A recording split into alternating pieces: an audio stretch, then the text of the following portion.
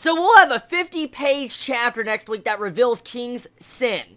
That is going to be entertaining. I can't wait to see this type of backstory in the 7 Deadly Sins. So anyways, let's talk about this chapter. This chapter really was just nothing but fighting, but at the same time managed to have some form of character backstory between King and Helbram. So let's talk about that, for instance. So Helbram seems to have some form of connection to his helmet. He thinks it's old and rusty, but at the same time he says he didn't want to actually get rid of it. So what connection does this helmet really have to it? What kind of sentimental value does it have? We know King and Helbram knew each other 700 years ago, and that they're pretty much both fairies. So, and we're slowly starting to get hints at exactly what went down. So, supposedly Helbram has felt like what it means to lose someone, like someone tragically die or something in front of him, and he tries to reenact these events by killing Diana in front of King. So, King gets frustrated and pulls out some badassery freaking shield magic that completely blocked the sacred tree. So, that's amazing. So before we get into that, let's talk more about the entire section with Helbram and King. So supposedly Helbram knows how it feels to lose someone, and he tries to punish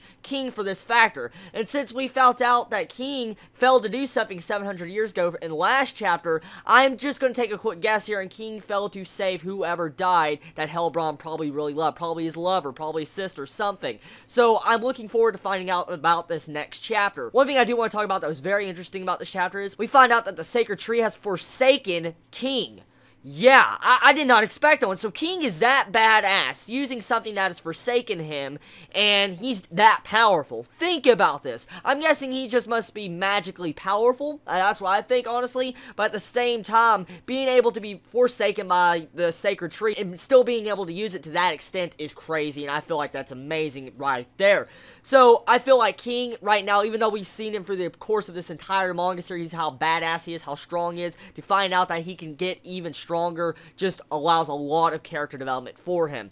So, honestly, let's talk about the artwork first. The artwork of this chapter, I really love the artwork. I love the freaking just the shield that covered Diana. That was a really nice freaking scene. I love the way it was just drawn. It was really beautiful, and I will just say, man, that was good. Halzar was a freaking boss this chapter. I mean, holy crap. He just cuts those freaking, like, tentacles, as he called it, and they're actually branches. He cuts them down, and just, he's bossing, and he's like, oh no, they regenerate, and he gets slapped to the side. That's kind of upsetting, but at the same time, he tried to do something. He at least saved Diana that he has a freaking major crush on.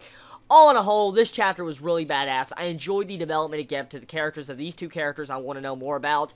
And I'm interested to find out more about Helbram's past. I really am. I want to know what kind of connection he has with that helmet. And I want to know exactly what King failed to do. But most likely we're going to find out about this next chapter. Cannot wait. The next week can't get here quick enough because I want to see exactly how this is going to develop out. Will Diana die?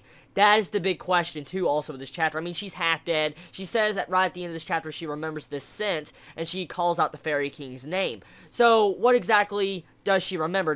Has something like this happened before in the past, or is there something else going on here? Whatever it is, it's looking good. 7 Deadly Sins, once again, gives me a great chapter that I love reading. Anyways, everybody, this is going to be the end of my chapter review of the 7 Deadly Sins this week. Tell me your favorite moments of this chapter. Did you enjoy the all-around character plot development? Tell me your thoughts. Everybody, I love you so much. Chibi out.